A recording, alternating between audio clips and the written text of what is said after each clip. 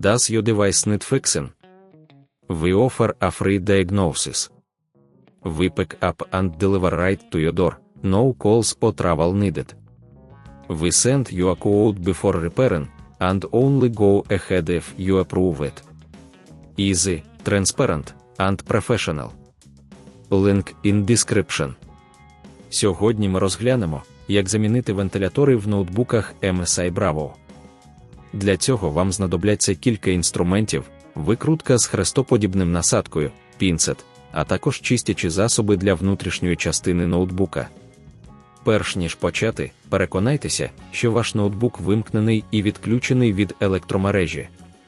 Перший крок – зняти нижню кришку ноутбука. Для цього відкрутіть всі гвинти, які тримають кришку на місці. Зазвичай їх кілька, тому будьте уважні, щоб не втратити жоден з них. Використовуйте викрутку, щоб обережно підняти кришку. Якщо ви відчуваєте труднощі, не намагайтеся силою, адже це може пошкодити корпус. Після зняття кришки ви побачите внутрішні компоненти ноутбука. Знайдіть вентилятори, які потрібно замінити. Вони зазвичай розташовані поруч з системою охолодження.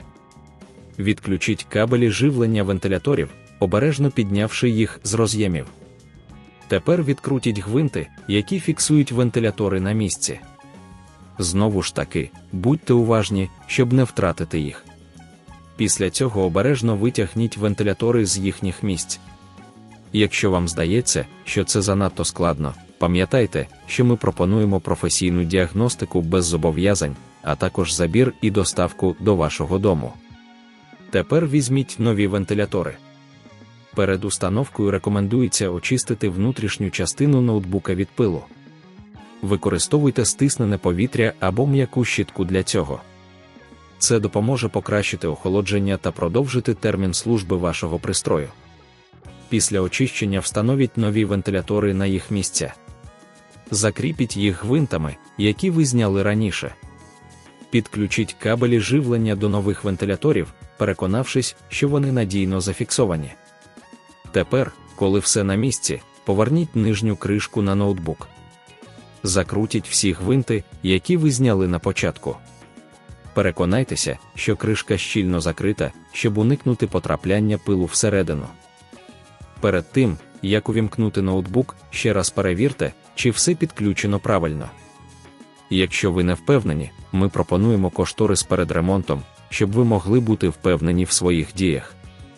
Тепер ви готові увімкнути ноутбук і перевірити, чи працюють нові вентилятори. Якщо все в порядку, ви успішно завершили заміну вентиляторів. Does your device need fixing? We offer a free diagnosis. We pick up and deliver right to your door, no calls or travel needed.